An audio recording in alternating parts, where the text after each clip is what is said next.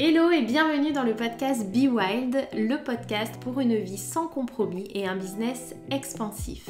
Je suis Lisa, ta coach et mentor, et ma mission est de te guider vers une vie plus épanouissante. Je t'aide à prendre du plaisir dans toutes les sphères de ta vie et à te reconnecter à ta vraie nature. Et parce que toutes les femmes ont un côté sauvage, je t'amène à réveiller la Wild Woman en toi et à oser être, dire et faire ce que tu veux en toutes circonstances. Je te donne rendez-vous chaque vendredi sur ce podcast et en attendant, je te souhaite une bonne écoute.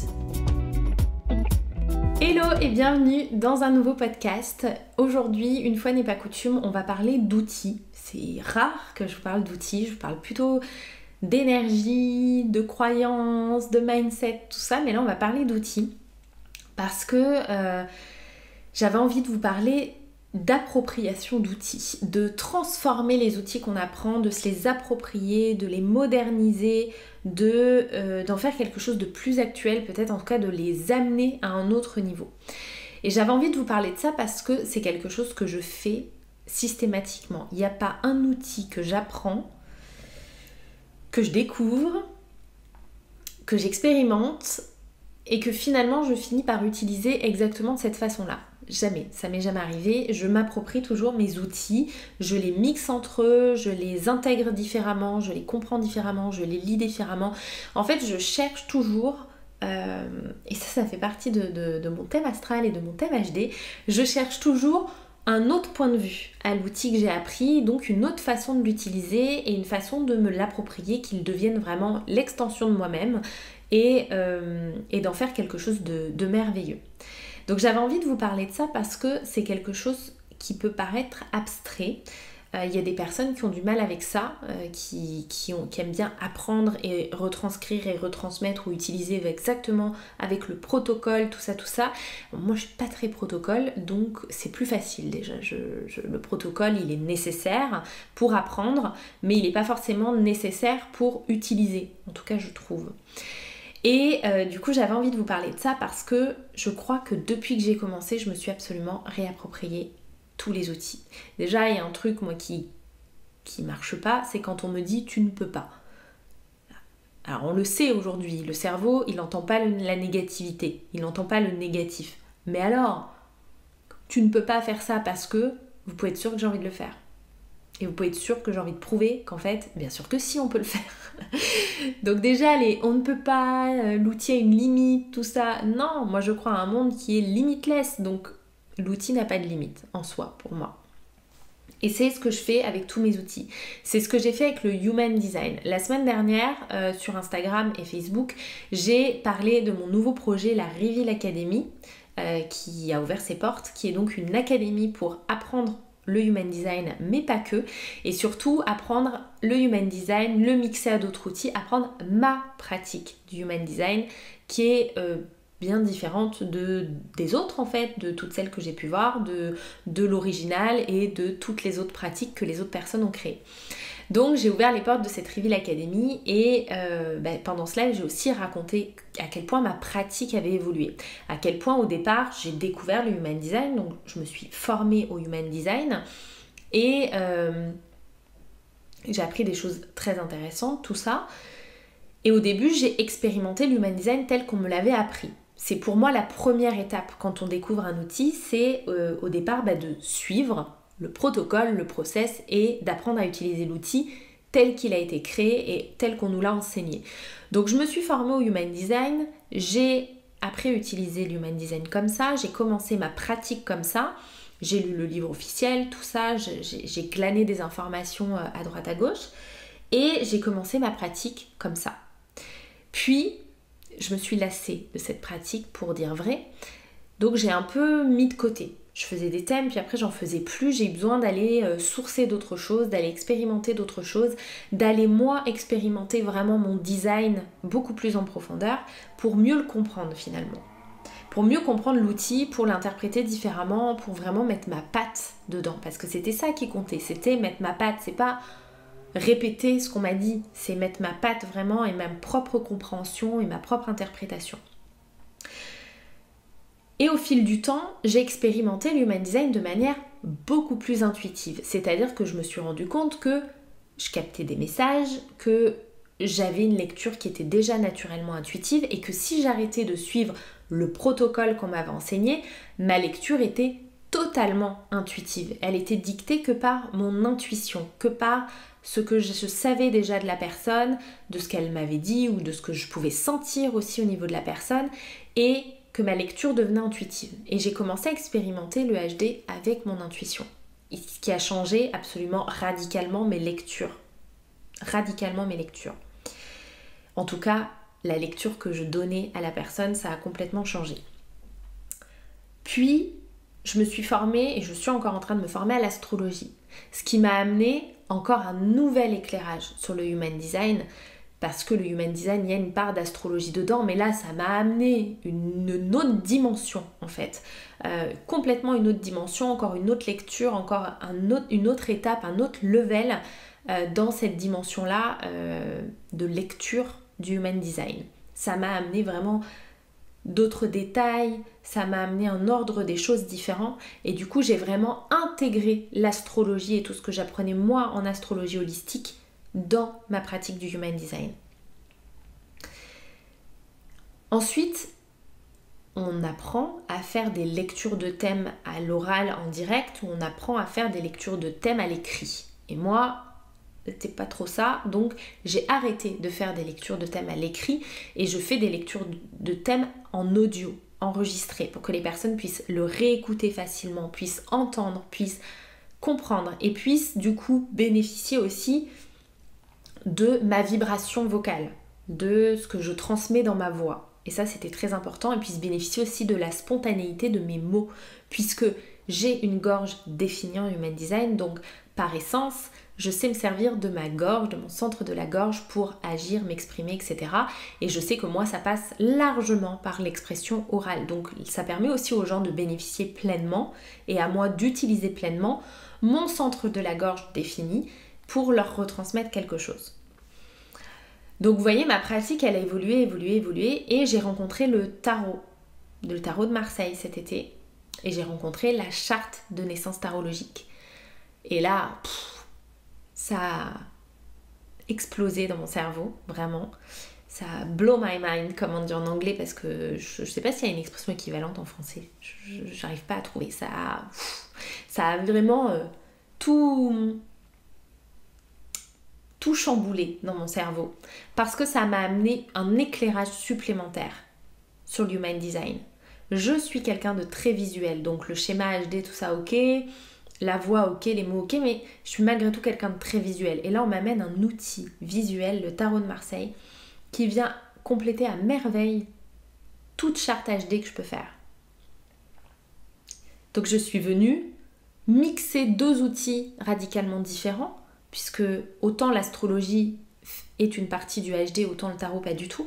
Donc, je suis venue mixer astrologie, tarologie, numérologie et HD pour en créer quelque chose de radicalement différent. Pour en créer, en tout cas radicalement différent. On ne change pas le sens premier de l'outil, on ne change pas son but non plus. On est sur de la connaissance de soi profonde, on est sur de la compréhension de soi, sur la détection de talents, de potentiel, etc. Mais je le fais à ma manière, à la manière qui me correspond, à ma façon, à moi, avec mon intelligence à moi, avec mes talents à moi, avec mes outils à moi. Et je suis venue absolument mixer tout ça. Puis un jour, ma copine Rebecca, Résonance Céleste, me dit « T'as déjà regardé ton entreprise, quel type elle était ?» Là aussi, ce jour-là, elle a blow my mind. Je dis « Quoi ?» Elle me dit « Bah ouais, en soi, il y a une date de naissance, une heure, on peut regarder quel type est notre entreprise. » Alors, moi, j'avais déjà ce chemin de « je communique avec mon entreprise ». Et là, je me suis dit « Bien sûr !»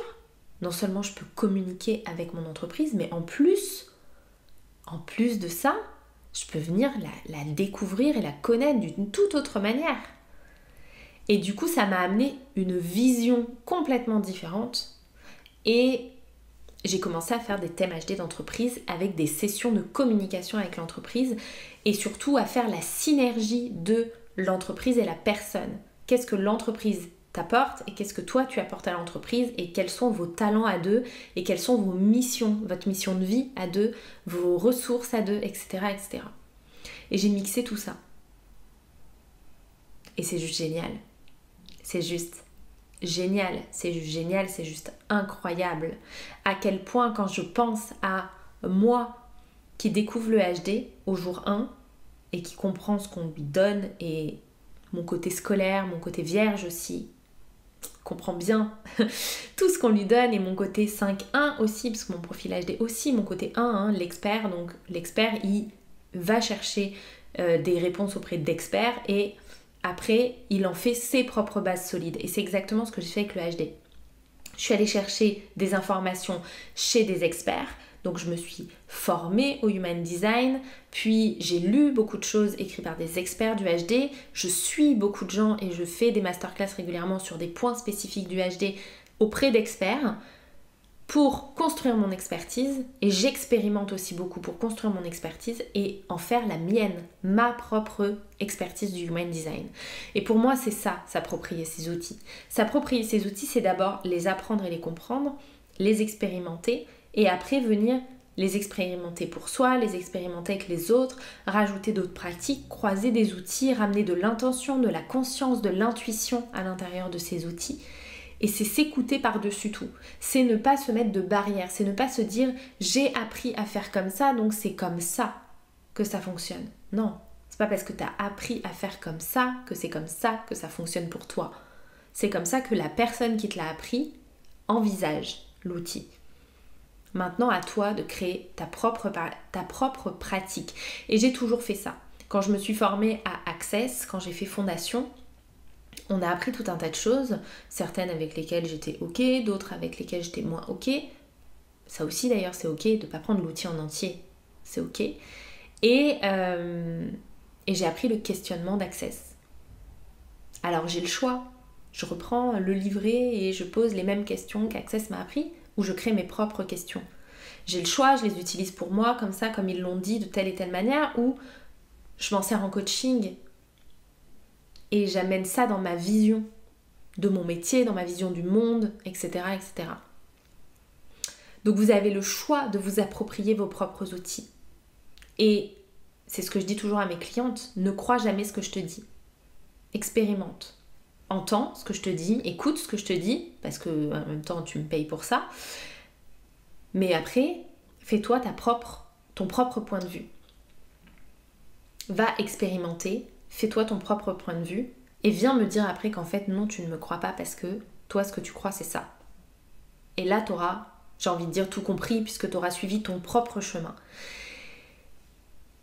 Et du coup cette pratique là du HD, le HD c'est vraiment le meilleur exemple parce que c'est vraiment l'outil, mon outil phare, mon outil de prédilection et c'est vraiment l'outil mais qui n'a plus rien à voir avec ce que je faisais avant. Ce que je fais aujourd'hui n'a plus rien à voir avec ce que je faisais avant. Et mes lectures sont différentes et tout est différent. C'est vraiment l'outil que j'ai transformé. Et c'est vraiment l'outil aujourd'hui que j'ai envie de transmettre tel quel. Alors j'ai déjà transmis l'Human Design au travers de ma masterclass Connexion et Communication. Si tu ne me suivais pas à l'époque, j'avais ouvert une masterclass qui s'appelait Connexion et Communication où on apprenait à faire un thème HD et on apprenait surtout à se découvrir au travers du HD et à communiquer et vendre en fonction de son type, etc. etc. Et aujourd'hui, cette masterclass, elle ne me correspond plus puisque ma façon de pratiquer le HD n'a plus rien à voir, ma compréhension du HD n'a plus rien à voir en fait. Donc j'avais envie de proposer autre chose. Et c'est ce dont j'ai parlé dans mon live de vendredi dernier, dans mon live de vendredi dernier, où j'ai parlé de la Reveal Academy qui a ouvert ses portes, qui va être en fait comme une école du Human Design, le Human Design autrement, parce que c'est important pour moi, c'est le Human Design autrement, c'est le Human Design à ma façon. C'est pas autrement pour dire que c'est la bonne version, c'est juste le Human Design à ma façon. Et j'ai envie aujourd'hui de transmettre cette façon-là, cette façon d'explorer le Human Design, cette façon d'utiliser le Human Design et cette façon d'accompagner les gens avec le Human Design. Donc c'est une formation pour apprendre à se servir de cet outil-là à ma manière, pour apprendre à accompagner ses clientes avec cet outil-là, comment s'en servir en fait concrètement en coaching, etc. Parce que pour moi, faire un thème, ça suffit pas en fait. C'est pas suffisant juste de rendre un thème à quelqu'un. C'est creux, c'est vide, c'est un flot d'informations et qu'est-ce qu'on en fait en fait de ces informations? Alors en vrai on n'en fait rien, on a juste à être, mais du coup comment on est avec toutes ces informations?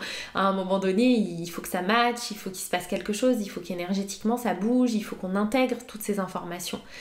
Donc j'ai envie de partager ça aujourd'hui avec ma communauté.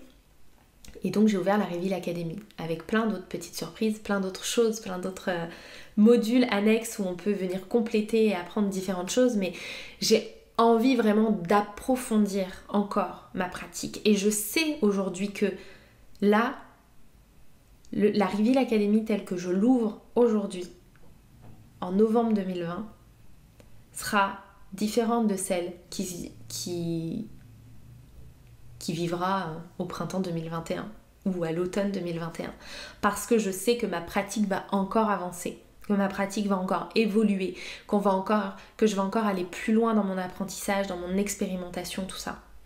C'est exactement ce que j'ai partagé dans Projector Prosperity Vibe avec les projecteurs qui avaient signé pour ce programme en live que j'ai fait au mois d'octobre, où j'ai partagé ma vision du projecteur et de son énergie et de son magnétisme, pas du tout à travers le HD en fait, à travers des vibrations, à travers une énergie, à travers ce que ça veut dire réellement pour nous d'être projecteur dans notre corps énergétique, dans notre corps quantique, dans notre corps spirituel, peu importe, mais d'aller à un tout autre niveau. Donc je sais que ma pratique elle évolue, que mon expérimentation évolue et je sais que cette Reveal Academy aujourd'hui, c'est le début de quelque chose. C'est juste le point de départ de quelque chose. Et c'est ça que j'ai envie de vous inviter à faire avec vos propres outils. Peu importe les outils que vous utilisez, peu importe en fait les outils que vous utilisez, peu importe les outils que vous apprenez, prenez-les tels quels et après, appropriez-vous ces outils-là.